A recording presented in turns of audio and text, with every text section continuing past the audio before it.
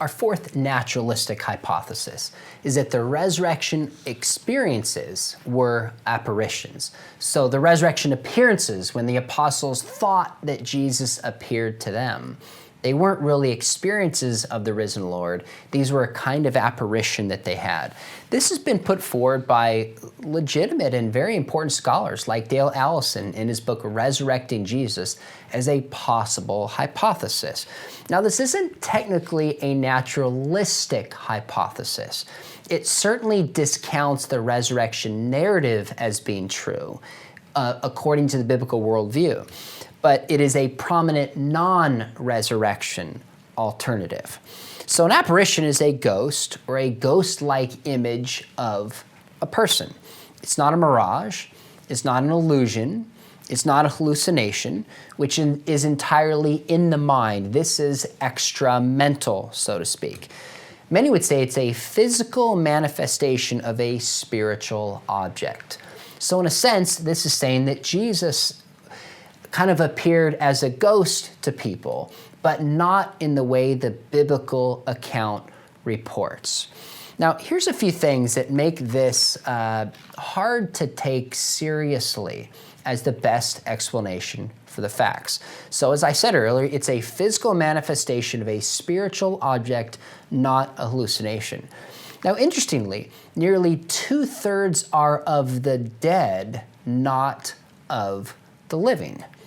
So the point of apparitions is not that the person continues to live, but actually in most cases, when an apparition shows up, the point is the person is dead. That's a point that cannot be missed. Now, there are different kinds of apparition accounts and stories when we look into the academic material. Only one of these kinds is relevant for resurrection studies.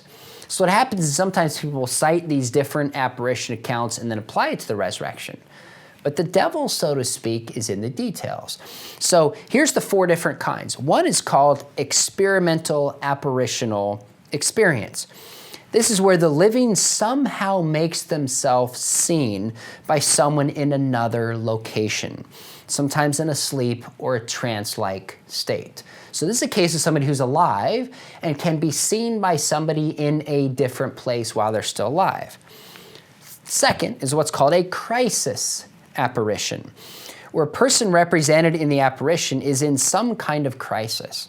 And it occurs within 12 hours of when the crisis begins or ends. So there's a really small window of when these kind of apparition reports tend to take place. Third is a ghost experience, some kind of haunting. So a figure appears in the same location over an extended period of time. The person is dead, but somehow the spirit came back to right some wrong from the past and shows up in the same location over an extended period of time. Now, this fourth one is the only one that's really directly relevant to the resurrection claim. And this is called a post-mortem apparitional experience, where someone has been dead for at least 12 hours, half a day, appears and sometimes exchanges unknown information, interestingly. Some occur in dreams and others in ordinary day-to-day experiences. So given that Jesus would have been dead at least 12 hours by the time he shows up and he appears to people, could it have been a post-mortem apparitional experience? This last one is the only one that resonates with the New Testament data, and is the only one that is a possible explanation for the data. All right, by the way, we also have to keep in mind, even if these were apparitional experiences, would this account for all the data that we have? Does it account for the death of Jesus? Well, probably. What about the burial? What about the empty tomb? See, these stories themselves don't account for all the facts. What about the appearance to Paul and to James? It doesn't seem to smoothly account for all of them, but let's take a look at what we know from the academic literature about apparitional, post-mortem apparitional experiences. Well, a few things to keep in mind. Apparitions do appear, disappear, and sometimes even eat food. So sometimes this actually happens. So if you stop right there, you might think, oh my goodness, there's accounts of apparitions and sometimes they eat food. You've explained away the resurrection story. Well, let's look a little bit more deeply at the details. Here's what we know, is that postmortem apparitions almost always occur indoors. They're almost always inside, in a home, in a castle, in a building somewhere. But think about the appearances of Jesus. He occurs to the 500, almost certainly not indoors. He appears to some of the first people near the tomb itself, probably in the garden, which would have been outdoors.